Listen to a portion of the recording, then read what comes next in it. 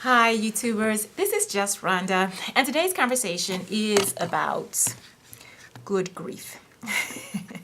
Okay, so good grief is really about grieving, how to grieve well. That's why I call it good grief. Sometimes things happen and we get angry about them, and really what we should be doing is giving ourselves enough space or time to actually grieve. For instance, let's take my scenario. I was abandoned by my family. And I could get angry about that, and I think I did at some point. But the real problem or the real scenario was simply this: I was disappointed.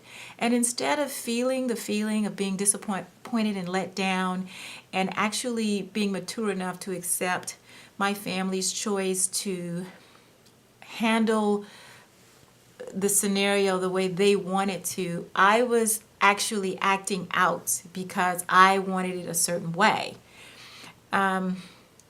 So good grief is really about experiencing the pain of a circumstance or situation without just hoarding anger. To actually grieve and allow your emotions to sort of get through that process of grieving and then move on. And in that place of moving on, you become very mature. You're no longer mad and hateful and just acting out because you accepted whatever the scenario was.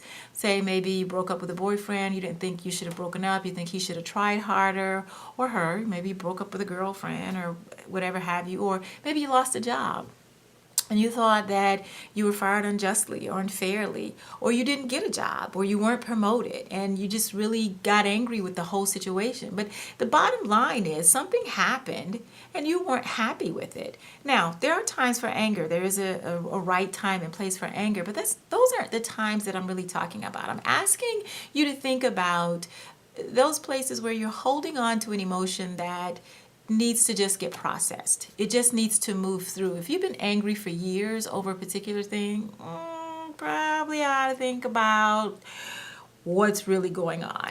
If you haven't been able to get past an old ex, or you're still mad at some company or some female relationship, girlfriend relationship, or family member, or something that has kind of gone on. And I've had that scenario happen too, and I could talk a whole long time about that, but don't have a lot of time on this little short video.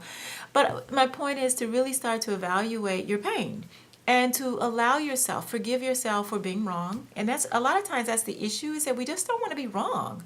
We don't want to be wrong. And so since we don't want to be wrong, then we justify our behavior with anger. And anger needs justification. Let me tell you, I've been angry enough to know it needs justification. So when you're angry, you got every reason and every right to be angry, because she did such and such, and he said so and I put 10 years in this company, or I did this, and all that justification for your anger. Okay, I'm not saying you don't need to be angry.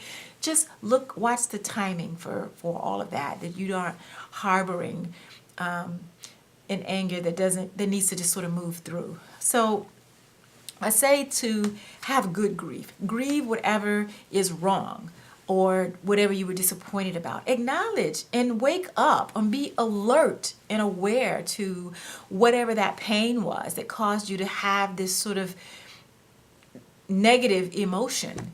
But it gets better if you allow it. If you let it hold you down and run you through the mud, and you stay in the mud, stuck in the mud, then that's where it's going to be. But what I'm suggesting is that you're able to take a look at yourself and do some maturing and really growing up, so that you can actually talk about the scenario in a place where you are feeling healthy about it, and not spitting venom and fire and our transgender hater, die, die, die, die. And women, you know how we do. We can persecute the best of us. So I just say, have good grief.